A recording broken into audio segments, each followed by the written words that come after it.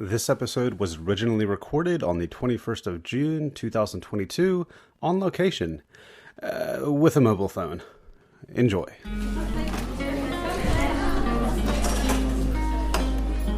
Welcome to the Everyday Experiences podcast, where we uncover potential design improvements in our everyday world, one frustrating experience at a time. I'm here again with Guy Thompson, and we're in a car. So, Guy, we're in your car. We are. This is Everyday Experiences on the road. Yeah, we're actually recording with a cell phone, so the quality is very likely diminished. I'm passing it between our two mouths. I have no idea how the audio quality is going to come out as. But I'm actually here in Melbourne, which is rare. I mean, I've never been here before. So we thought, when I'm here, maybe we'll record a few episodes. But now being actually in person together, we're finding out things that we never knew we'd actually be recording. So we just left the auto parts store. We had no thought that I didn't think we'd be going there. I didn't think we'd be talking about this today. So experience today we're talking about is when you're going to a store to pick up something that's very specialized. And the first example that I want to talk about was going to an auto parts store. Now I know a little bit about cars, but I still prefer to actually buy/ask for the right advice when I'm going to get something. A long time ago, I think I used to buy something and then just look it up online and have a look at the YouTube video and try to work out how to use or do it myself. Now, after many failed attempts and frustration and annoyance, I now am happy to actually pay the extra money for an expert to actually fit it to the car, tell me exactly what I need, and then I can, but it just saves time and frustration and annoyance. Whereas if you just go in and be like, oh, yep, here's the thing, and walk away with it, then you end up actually buying 2 or 3 editions of the same thing to get it right. It's like this experimentation, and I don't want a piece of equipment on my car to be an experiment. I just want to get the right one first time. And in this case, we were talking about your windshield wipers, or windscreen wipers, whatever word you want to call it. And watching you do this, yes, what was interesting to me is we walked in the store. First, I thought I would see them on the shelf, but I didn't. But then you had somebody come out to the car multiple times to take them off and then look at them and bring some others, I guess, back and then look at them again. Which, yeah, for one, I just thought it was part of the service, so I didn't know you were paying for it, but it makes sense. But also noticing that how different it was from back when I was doing it, and also before YouTube. You mentioned, back in the day, yeah, we didn't have YouTube, right? That existed later. So. Yeah. It used to be the old either service manuals you had in your car that you would look up the part number, or for me in the States, you'd go to the auto parts store and they'd have a crusty yellow binder thing hanging from a shelf, and you would look up to your car model that they had. They knew every single car model, every make and manufacturer, and then you look up, I want this exact part number, the windscreen wipers, the driver's side comes in this inch length and this one comes in this, and you go outside, you'd have to somehow hopefully have scissors or something to cut open that blister packaging, that terrible kind of packaging. Exactly, yeah, you're going to have the scissors with you or a knife or whatever, and often the equipment or the store environment was very elitist, and I think that is still the way that it happens with certain kinds of equipment. I think maybe if you go into a hunting and fishing store, maybe most of the customers are going to be really, really experienced, and if you go in as a first timer because you're just trying something out for the first time, it's hard to sort of approach that completely solo. You need to often be introduced into the scene. If it's cross country skiing or trail biking or whatever, there's usually a community that you start to sort of get to know, and then they kind of bring you into the equipment that you need and the tips and tricks to get started. But sometimes when you go into a store, you feel like they just don't want to help you, and you should know what you're doing, and so then you just try to buy it online and get it sent to your house and then fit it yourself, and you'll get it wrong and you just get even more annoyed. So I don't know, sometimes you get the right answer you're looking for when you go to a store, and sometimes you completely get closed down. Can you think of an example where you've tried to get the right item or tried to get the right advice and just found it really, really difficult? Well, I mean, in this case, I just think you made me think of, all the times I used to go to this auto parts stores, and it very much was the guy with grease on his face that just would grumble at me. Yeah. And it's interesting because when you say elitist, it's not like the suit-wearing elitist kind of Wall Street. It's elitist from a hands-on kind of take. We know how to, we're gearheads, we know how to operate all these things, we know how to change anything in your car. So I don't have any specific examples other than just, that of, I need to go get this oil filter and I'm hoping I'm asking the right question. I hope I'm saying the right model and not sounding like an idiot. Oh, I know what I need when I get an oil filter. Exactly. I think there's an interesting point there as well around, for me, part of the elitism around those products, or rather that service and that knowledge, often comes from the fact that a store, a big sort of parts superstore, has to stock lots of different kinds of parts, including like all the parts for your vehicle, but they'll stock all the different price points as well. So you've got the really affordable, probably cheaply made components that break frequently, the middle of the range ones that are pretty good, or the really expensive ones which are harder to get, they take longer, and they work, but they're so much more expensive. And I feel on both sides of the transaction, both for customers and for the people working in the store, there's this sense of, they don't make them like they used to anymore, or this one that's really expensive is actually crappy quality, and this one that's middle of the road is actually good except under these certain conditions. So every product seems to have caveats around if it's actually reliable, if the brand is any good, has the company gone bankrupt, can you even get them anymore because there's a supply chain issue. And I think sometimes there's this nostalgia to, like, back in the day we used to have all the parts we needed, there was only two kinds, the basic kind and the fancy kind, and they all worked. Whereas now you've got 6 or 7 different kinds of lots of different brands, and you'll have a customer come in that just wants to spend $0, buy the cheap one, it breaks, they come back, they complain about the fact that it didn't work. And the person working in the store is like, well, you bought the cheap, crappy one. And they're like, yeah, but you're selling the cheap, crappy one. And then they go, yeah, but we only stock it because you don't want to pay any money, so we have to stock the one that's $3. I would say auto parts stores definitely seem like the kind of place that I can't think of a single product I've walked in there, like an aftermarket thing, and going, this will be a high quality, high piece of value plastic air horn thing that I'm buying that looks nifty, and these LED lights that go into your car, surely these will last more than a month. Everything always seems cheap in retrospect when I get it there. Exactly. And you don't know, like, I think often there's this thing where there's only so much product testing you can do with your new model, right? Like you'll make a production run, you'll test them under certain conditions, but it's not until you start making like thousands and thousands of units of this thing and start shipping it out to all the distribution centers that you really start to get feedback from customers. Does this thing actually work? Is it reliable? Did we make a mistake in the manufacturing? Is there a problem with the packaging? Does the product dry out or get warped once it's been in the package or been on the shelf for months and months and months? So, if you buy it within a month, it works perfectly, but if you buy it 9 months later, it just doesn't work. All these parts that are made out of rubber or silicone, or maybe there's a bit of lubricant in the package so that it doesn't dry out. And you can't test that stuff in a couple of months. You may have those products sitting there on the shelf for 2 or 3 years, and it's not like some of these products have an actual expiry date on them, but in some cases they would, because they're just not going to work if they've been sitting there for 5 years. So I guess in this case for you, having the windscreen wipers, I guess, did they have all the stock you needed today for when you were getting them? Yeah, so I checked online like last night, and I was like, well, yeah, and the system was pretty simple, because you just enter your registration number, and then they know exactly what model of vehicle you have, so you can't even get that wrong. And then it would show up that they had about 5 different kinds that were compatible with the vehicle, and then it would say, well, do you want just the wiper refill, or do you want the whole replacement arm? And so once I got into the store and found one of the assistants, he said, yep, we've got those, and he got a lady up the front to say, are you happy to help this guy? And we went out to the car and had a look, and then she said, these don't look quite right, let's take them off and have a look and go inside. And then she sort of took the wiper refill, which is just the rubber part, out, and then the large plastic arm that kind of holds it on the windshield. She could tell that someone had installed the incorrect ones. Now, I just bought the car recently, so it wasn't me who put the wrong ones on.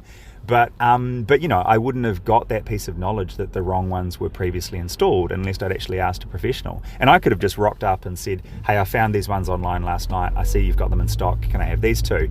And I would have driven home and just tried to fit them myself, and probably gotten through the process and had a look at a YouTube video, but I would have wasted more time. And I thought, geez, for $2.50 per wiper, I mean, I'm happy to pay for a professional to just do it for me so that it's sorted, and something that's it's effectively a safety device on your vehicle, because you want to be able to drive in the rain with the optimum amount of clearance on your windscreen. So to me, it's actually that's a really smart thing to be able to do, to instead of me going away and say, I'll just do it myself, be like, yeah, actually, could you help me with this? And because I want to get the right result. Yeah, I can't, again, flashbacks of all of the times that I used to go buy windscreen wipers and change all that, and yeah, different, especially different manufacturers or different, of that aftermarket product. Some of them would just fit differently, and I actually have really specific memories in my head that are coming back of in my hometown being in that parking lot trying to fit these on and just cursing at it and like not figuring out how to, because the operating manual would never still be, it would have like one picture like, oh, just slide this piece in, hook this around there, slip that back down. I'm like I'll figure it out. But then it's one of those things that you're kind of like always a first time user, unless you're somebody like the store. If you're changing these only once every 2, 3, 4 years, you're not really, it's not a learned skill. Like, so you have to try to figure it out. And if it's not designed well enough for the first time person, you won't ever know it. I think there's a different circumstance here as well, where something like a wiper blade or even your tires or all the different parts on your car that every vehicle has are very standard and should be maintained and upgraded and replaced regularly. But when you're talking about an aftermarket part like a turbocharger, where either your existing vehicle doesn't have a turbocharger or you want to put a ridiculously big one on there, there's all these factors that come along with it. And I think this is where the elitism around whether or not you should or should not do this modification is very valid, because there's all these other second and third order things that are going to happen based on you trying to enhance the performance of this vehicle. It's going to generate more heat, it's going to generate more power, it's going to use more fuel. There's going to be all these other impacts to the engine, which will impact wear and tear, the existing level of age and wear of the engine, what the mileage of the engine is already. And often you'll have a consumer who just wants to add more power, and we know there's lots of different ways to do that, and there's lots of ways to do that that can really, really damage your vehicle. And if you already want to add more power to your car, you're probably going to want to thrash the car anyway and drive it like a lunatic. So the vendors who will be selling these kinds of performance parts are the gatekeepers between you taking a standard car and driving it quickly, or modifying a standard car and driving it even faster and possibly breaking it. And so, a customer will come in and say, I want to spend XYZ amount of dollars, improving the performance and horsepower of my vehicle. And they'll just say, yep, sure, mate, we'll do that for you. And others will be like, actually, it's not a great idea because this particular vehicle isn't rated for this sort of, performance tuning that you're doing, and you're likely to break this, or this might happen. And then some of those vendors would just say, hey, well, it's up to you. You went ahead and did it, and you've blown your engine, and you can't come crying to me because you were, there's no warranty for some of this kind of stuff. So I think that's a difference between, finding a really good group of people, a company that can perform those modifications and give you the right advice to give you a really balanced performance vehicle that's got the right brakes, it's got the right cooling and airflow and all these other things that have to make sure the engine can still function well, versus someone who's literally going to slap one part on and say, see you later, good luck to you. So I think you got to ask for the right advice, otherwise you might be just walking into a very, very expensive purchase. Okay, so when you walked into the store though, like, did you go straight to like the shelf for windscreen wipers, or where did you go to actually, like, and how did you find this person that ended up helping you out? I just looked in the store because there's a really big sign at the back that said service and advice, and I was like, well, that's what I'm here for. So I assumed there'd be a person standing at that point that I could ask. And when I got there, I used the exact same process that I'd used on the website the night before, which is that you start by just entering in your registration number, and then all the different parts that are a fit for your particular model and year of car are available to then purchase. And so from there, the person could just look up that I was looking for wiper blades, and they could see they were in stock, which is what I also saw on the website yesterday. And then from there, we went up to the front to find the two blades, and then talk to another service agent about actually fitting them onto the car. So I think the difference in the journey was, if I'd have just bought them online, I would have then had to work out how to fit them myself by having a look at it like a YouTube video and working it out, and probably breaking a nail and scratching myself in the process, versus just saying, hey, this is only going to take a few minutes, could you help me with it? So that was an interesting, different way to do it, which I usually would have actually just bought them online and worked it out later, and then procrastinated and not put them on, rather than just go and sort it out now and just get it done. Yeah, kind of like the old iPhone that you had that just sat there for years. I mean, that's your own. There's no service journey that can really help you with that part. But you do have a tendency, it sounds, to buy products and just leave them sitting there for a long period of time. I'm a late adopter, right? I know I'll need something, but I'm not quite sure if I want to actually install it at this point. So, well, luckily, windscreens are the kind of thing you notice pretty quickly when you need them. Yes, and you actually want and need this thing right now. So I'm leaning into the whole just get it done now, and get the right advice, pay for the thing, and just rip the Band-Aid off and do it properly instead of humming and hawing and mucking around. So I'm embracing action rather than overthinking. Okay, so the point that I want to add here about, I suppose, a design improvement or a service improvement is, for me, obviously we've all bought a lot more products online over the last few years, and I think within retail there is an opportunity to help make it more obvious and more approachable, so that people realize that service and support is available in store, because it's still very expensive to have that specialist staff in the store available to ask questions to. But for a lot of us, we don't want to be embarrassed not having the right knowledge, and okay, yeah, I could have looked it up online first. But for something as simple as fitting a wiper blade to your car, of course you can work out how to do it yourself, but actually getting the right advice, getting the right support, making sure it's done properly. I think if companies can ensure that process is really clear and the staff are approachable, that really helps their brand and makes sure that people keep coming into the store rather than just buying their inventory online, getting it sent to their house, and then getting annoyed that they couldn't do it properly themselves. So actually, if you have a large retail footprint and you want to get people into the store, making that service and support and advice offering that you have as your point of differentiation and a reason why your stores exist in the first place, that's really important to communicate to people. And I think like homewares and like home maintenance and gardening, they're pretty good at doing that. But things like auto parts, I think maybe that's a little area that it could improve, because often it's quite daunting and we don't understand every part on our car. So I think that's one thing that still feels unapproachable that could be improved. Yeah, I was going to say, I was actually going to use that example of home improvement, that the brand in New Zealand, Mitre 10, all their commercials and everything is about service. And you come in, we are DIYing with you, like that, and that's, I forgot their actual slogan, but the point is, I recognize that. So when I go in the store, I'm like, I'm going to hold you to your brand promise. I'm going to go in there. I'm going to ask you for help on not only locating stuff, but I recently went in like, I need to do this for my garden. I want to plant this tree.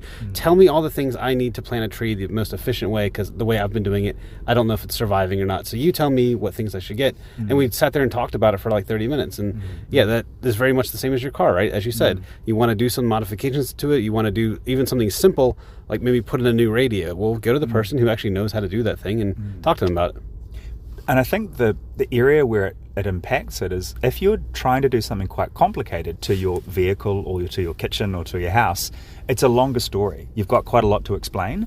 But if you actually want to just do something really simple to your car, sometimes it feels embarrassing to like, I've just got to change this one part and I don't know what I'm doing.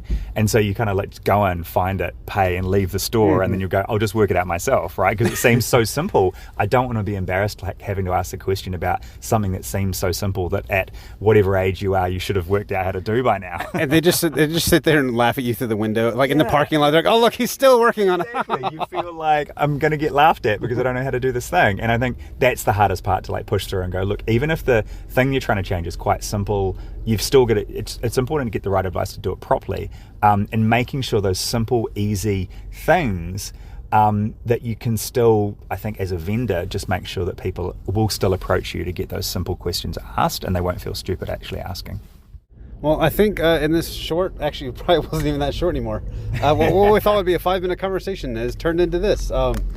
Any final takeaways outside of what you just said? The final takeaway for me is that it is, I know it's not a humbling experience, but it's more just like, I find now it's much, much faster to do it right the first time, which may, in theory... It sounds so easy. Just do it right the first time. Yeah.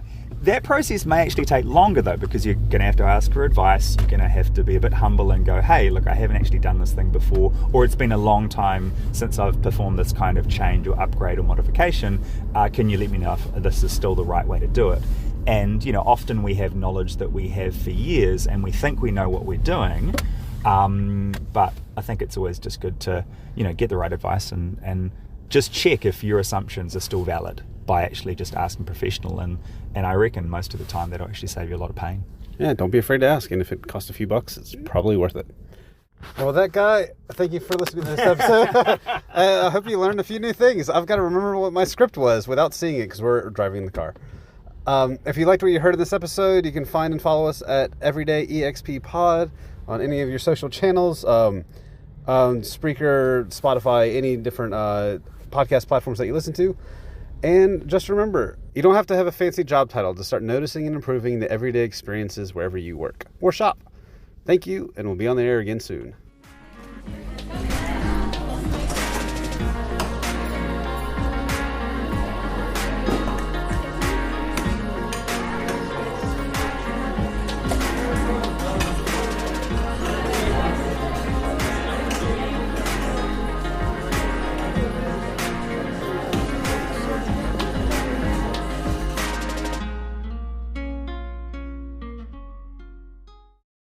You don't have to be an experienced designer to... I don't remember what my line is. I'm going to edit that. So let me pause and try to remember what the hell I normally say at the end here.